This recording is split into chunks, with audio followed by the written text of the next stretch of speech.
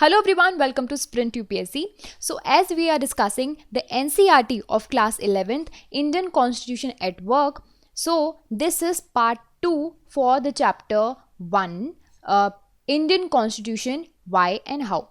In the part 1 we have already discussed the first topic, that is why do we need a constitution. इसके बारे में हम पहले ही discuss कर चुके हैं पार्ट 1 में, आप वहाँ पे जाके इसको कंटिन्यू देख सकते हैं. नाउ इस सेशन में हम समझेंगे second topic, that is authority of a constitution. के कॉन्स्टिट्यूशन जो है वो अपनी अथॉरिटी कहाँ से डिराइव करता है. इसके अंदर हम पढ़ेंगे mode of promulgation, the substantive provision of the constitution and balanced institution design. These are the three key holders by which the constitution gets its authority. ठीक है, एक एक करके सारी चीज़ों को समझते हैं. पहली बात, सबसे पहले हमारे दिमाग में ये सवाल आते हैं, ये 3 सवाल आते हैं, और वो है कि पहली बात तो कॉन्स्टिट्यूशन क्या है, व्हाट इज़ कॉन्स्टिट्यूशन. कॉन्स्टिट्यूशन कितना इफेक्टिव है, क्योंकि देखो ज़रूरी नहीं है कि सेट ऑफ रूल्स बना दिए जाएं, वो इफेक्टिव होना भी ज़रूरी है ना. यानी कि लोगों का उन रूल्स को, उन रेगुलेशंस को मानना ज़रूरी है ना. Also the third one is a constitution just, यानी कि क्या वो कॉन्स्टिट्यूशन सारे सेक्शन ऑफ सोसाइटी को इक्वल रीड करता है और वो उनके बेसिक राइट्स प्रोवाइड करने में उनको हेल्प करता है या नहीं. ये सारे क्वेश्चंस सबसे बेसिक हैं when we talk about the constitution. So पहले सवाल का जवाब, कॉन्स्टिट्यूशन क्या है. तो कॉन्स्टिट्यूशन एक डॉक्यूमेंट है, या फिर आप देख लीजिए एक सेट ऑफ डॉक्यूमेंट होती है जो कि कुछ फंक्शंस परफॉर्म करेगा. किस तरह के फंक्शंस, उसको हम पार्ट 1 में ऑलरेडी समझ चुके हैं. देखिए कुछ कंट्रीज़ में क्या होता है, कुछ कंट्रीज़ में आपको कॉन्स्टिट्यूशन एक डॉक्यूमेंट के जैसे मिलेगा, है ना. जैसे हमारे यहाँ हमारी संविधान की पूरी बुक है, उसमें हमने सारे अपने set of rules, regulations, articles उसमें जमा के रखे हुए हैं. बट कुछ कंट्रीज़ हैं जैसे कि यूनाइटेड किंगडम, यहाँ पे क्या होता है, they have series of decisions. Okay, जैसे जैसे चीज़ें होती जाती हैं उनके यहाँ, वैसे वैसे वो डिसीजंस लेते जाते हैं, और उन डिसीजंस को ही, उन सीरीज ऑफ डॉक्यूमेंट्स को ही वो लोग क्या बोलते हैं, अपने यहाँ का कॉन्स्टिट्यूशन बोलते हैं. इसलिए यहाँ पे बोला है कि कॉन्स्टिट्यूशन क्या है, एक डॉक्यूमेंट है या फिर सेट ऑफ डॉक्यूमेंट है जो कि कुछ फंक्शंस परफॉर्म करेगा. ठीक है, अब हमें ये सबसे पहले जानने की ज़रूरत है कि ये कॉन्स्टिट्यूशन कहाँ से अपनी अथॉरिटी डिराइव करता है ना. उसको एक एक करके पॉइंटर्स में हम समझेंगे. सबसे पहली बात है मोड ऑफ प्रोमulgation. देखिए इसका मतलब है कि कॉन्स्टिट्यूशन किस तरह से इफेक्ट में आया है, how constitution come into being, किस तरह से उसे बनाया गया है, उससे भी उसकी अथॉरिटी जो है आप परख सकते हैं.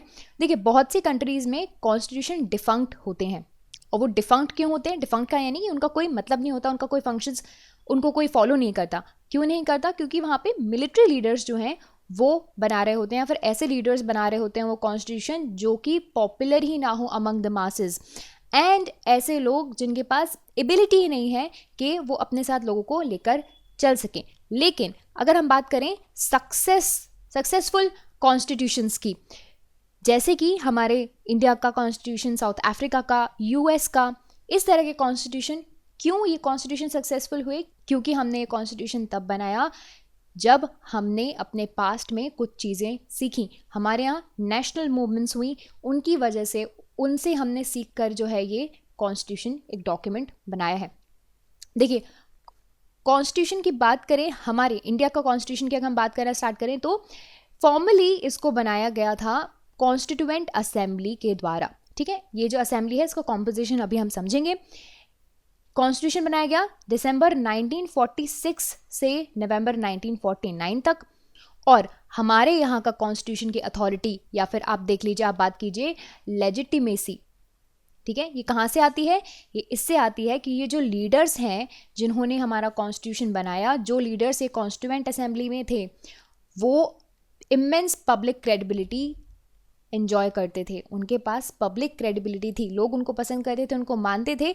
इस वजह से लोगों का उन पर विश्वास था और लोगों ने उनके द्वारा बनाया हुआ डॉक्यूमेंट जो है वो माना. हमारे यहाँ का कॉन्स्टिट्यूशन किस तरह से बनाया गया है वो हम धीरे धीरे तो समझेंगे. लेकिन देखिए कुछ कंट्रीज़ ऐसी होती हैं जहाँ पे जो कॉन्स्टिट्यूशन है वो रेफरेंडम के थ्रू बनाया जाता है. देखिए जैसे मैंने अभी आपको बताया कि ये जो लीडर्स हैं इन्होंने हमारा कॉन्स्टिट्यूशन बनाया, कि कॉन्स्टिट्यूएंट असेंबली में थे ऐसे लोग थे जिन्होंने पब्लिक क्रेडिबिलिटी हासिल करके रखी हुई थी.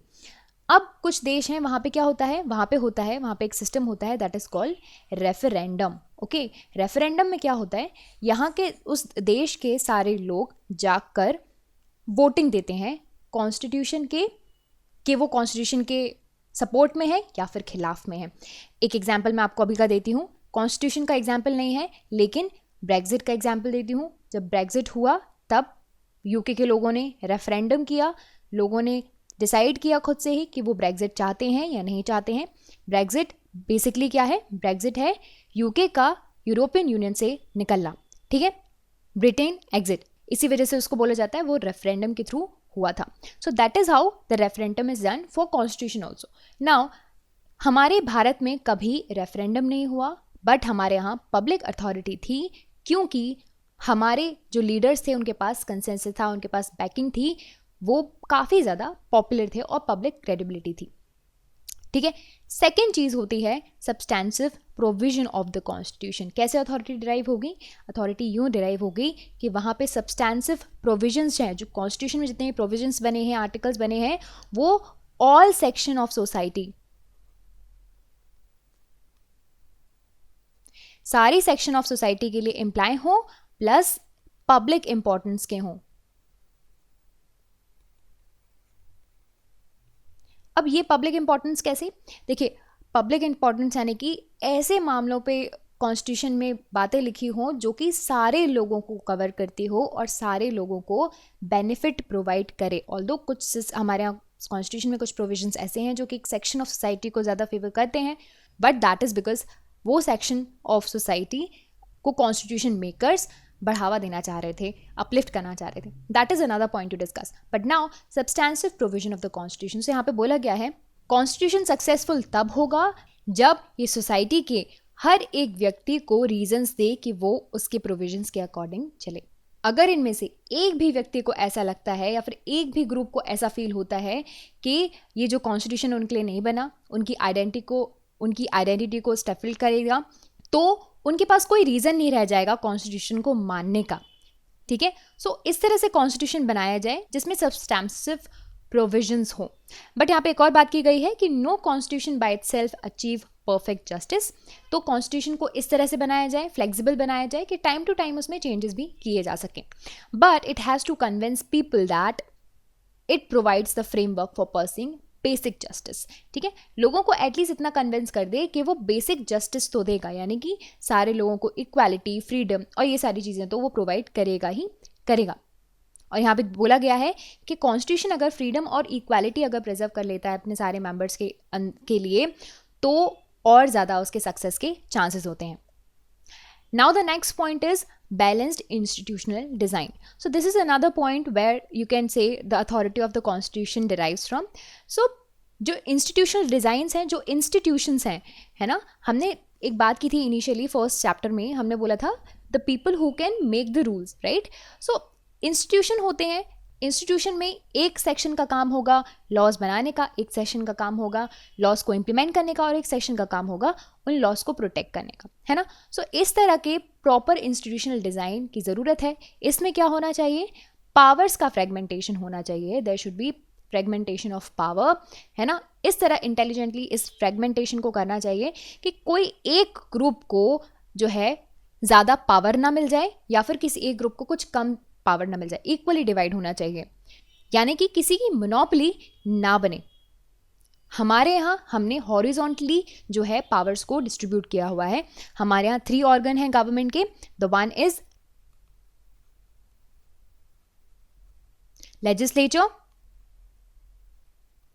The second one is executive and the third one is judiciary. So legislature का काम क्या होता है, लेजिस्लेचर का काम होता है लॉज को बनाना, okay, they make the laws.